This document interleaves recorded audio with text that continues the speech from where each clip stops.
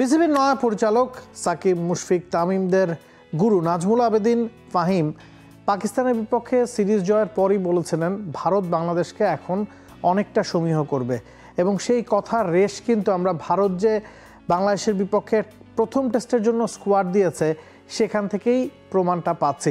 গেল ৩-৪ বছরের কথা যদি চিন্তা করেন, ভারত কোনো ক্রিকেটারকে বাংলাদেশের বিপক্ষে বিশ্রাম দেয়নি। শুধু তাই না, ইনজুরির সমস্যা এই দলটাতে নাই বললেই চলে। একমাত্র মোহাম্মদ শামি পুরোপুরি ফিট না হয় তাকে প্রথম টেস্টে রাখা হয়নি। এছাড়া যতখানি স্ট্রেংথ রেখে দল ঘোষণা করা দরকার ছিল, ভারত ঠিক সেই কাজটাই করেছে, এবং এই তথ্যগুলোই বলছে ভারত বাংলাদেশকে কতটা সমীহ করছে, কতটা গুরুত্ব দিচ্ছে। ২৫০টিরও বেশি ডিজাইন অপশন নিয়ে ওয়ালটন স্মার্ট ফ্রিজ, বোঝে আপনার প্রয়োজন।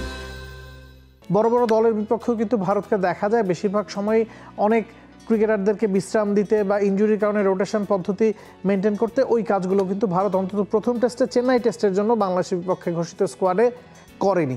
স্কোয়াডের কাটাছেড়া যদি করি, 16 জনের দল দিয়েছে বিসিসিআই, এবং সেখানে ব্যাটিংয়ের দিকে যদি তাকাই, টপ স্পটে বা ওপেনিং স্পটে বা টপ অর্ডারে 3 জন স্কোয়াডে আছেন। 3 জনই নিশ্চিতভাবেই একাদশেও হয়তো থাকবেন। রোহিত শর্মা, তার সাথে Yashasvi Jaiswal, left hand right hand কম্বিনেশনে ওপেনিং জুটি সাজাবে টিম ইন্ডিয়া। শুভমান গিল একটা সময় হয়তো ওপেন করতেন, তবে গেল 2-1 সিরিজ ধরে তিনি কিন্তু ওপেনিং স্লটটা ছেড়ে দিয়েছেন। 3 নম্বরে তিনি ব্যাটিং করছেন। শুভমান গিল 3 নম্বরে আছেন। এছাড়া টপ অর্ডার বা ওপেনিং অর্ডারে কিন্তু কোনো ধরনের এক্সট্রা বা ব্যাকআপ ক্রিকেটার ভারত রাখেনি। মিডল অর্ডারের দিকে যদি তাকাই, 4 নম্বর পজিশনে অটোমেটিক চয়েস বিরাট কোহলি, 5 নম্বরে কেএল রাহুল আছেন, এছাড়া 6-এ ঋষভ পান্ত আছেন, সরফরাজ খান এবং ধ্রুব জুরেল তারাও কিন্তু আছেন। মিডল অর্ডারের এই 5 জনের মধ্যে বিরাট কোহলি ছাড়া বাকি 4 জনই কিন্তু উইকেট কিপিংটাও করতে পারেন। তবে কেএল রাহুল, সরফরাজ খানরা হয়তো টেস্টে উইকেট কিপিংটা করবেন না, ওয়ানডে বা টি20তে যেই কাজটা তারা করে থাকেন। ঋষভ পান্ত বা ধ্রুব জুরেলের যে কোনো একজন খেলবেন। ঋষভ পান্তের কামব্যাকটা নিয়ে আসলে সবচেয়ে বেশি কথা হচ্ছে। তার যে হরিফিক অ্যাক্সিডেন্টটা হয়েছিল, এরপর তিনি টি20 ক্রিকেট দিয়ে মাঠে ফিরেছিলেন, আইপিএলে দারুণ একটা সময় কাটিয়েছেন, আমেরিকা ওয়েস্ট ইন্ডিজে গিয়ে বিশ্বকাপ জিতেছেন, শ্রীলঙ্কায় গিয়ে একটা ওয়ানডে খেলেছেন। তবে লঙ্গার ফরম্যাটে এই সিরিজটা দিয়ে কিন্তু ফিরছেন ঋষভ পান্ত। এছাড়া তাদের স্পিন ডিপার্টমেন্টের দিকে যদি আমরা তাকাই, 4 জন স্পিনারকে চেন্নাই টেস্টের জন্য স্কোয়াডে রেখেছে টিম ইন্ডিয়া। আশ্বিন আছেন, জাদেজা আছেন, আকসার প্যাটেল আছেন, কুলদীপ ইয়াদব আছেন। এখন এই 4 জনের মধ্যে কয়জনকে খেলাবে টিম ইন্ডিয়া? চেন্নাই, যেহেতু ভারতে যত ধরনের উইকেটেই খেলা হয় না কেন, চেন্নাইয়ের উইকেটকে সবচেয়ে বেশি স্পিন নির্ভর বলা হয়। সে কারণেই মনে হচ্ছে ভারত একাদশে অন্তত 3 জন স্পিনারকে রাখবে। সেক্ষেত্রে বাংলাদেশের টপ অর্ডারে যেহেতু লেফট হ্যান্ড ব্যাটসম্যানের আধিক্য অনেক বেশি, প্রথম 6 জনের মধ্যে 5 জনই, একমাত্র মুশফিক ছাড়া 5 জনই left hand batsman.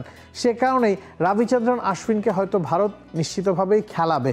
Kuldeep Yadav mystery spinner, রিস্পিনার, তিনিও একটা অ্যাডভান্টেজ পাবেন। এছাড়া রবীন্দ্র জাদেজা এবং আকসার প্যাটেল আছেন, দুজন একই টাইপের অলরাউন্ডার এবং একই ধরনের বোলিং করে থাকেন। এই দুজন থেকে একজন, জাদেজার সম্ভাবনাটাই বেশি। পেস অ্যাটাকে ভারত 4 জনকে রেখেছে। 16 জনের দল যেহেতু তারা দিয়েছে, ব্যাটিং ডিপার্টমেন্টে খুব বেশি অপশন তারা রাখেনি, বোলিংয়ে কিন্তু যথেষ্ট ব্যাকআপ তারা রেখেছে।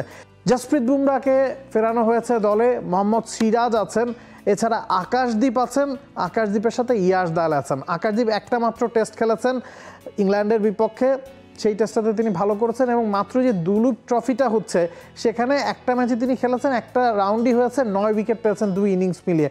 সে কারণে কিন্তু আকাশদীপকে রাখা হয়েছে। ইয়াশ দাল 3 টেস্ট খেলেছেন, দুলীপ ট্রফিতেও তিনি ভালো করেছেন, তারও স্কোয়াডে জায়গা হয়েছে।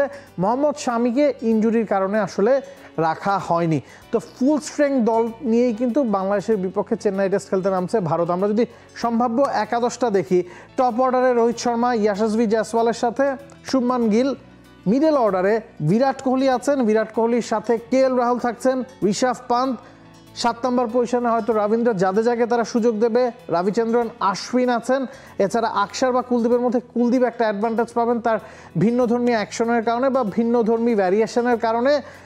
জসপ্রীত বুমরাহ এবং মোহাম্মদ সিরাজ, এই 11 জনই হয়তো বাংলাদেশের বিপক্ষে চেন্নাই টেস্টে খেলবে টাইগারদের বিপক্ষে। এবং ফুল স্ট্রেংথ দল, কোনো জায়গায় কোনো ঘাটতি রাখেনি টিম ইন্ডিয়া, যেটা সচরাচর তারা করে না।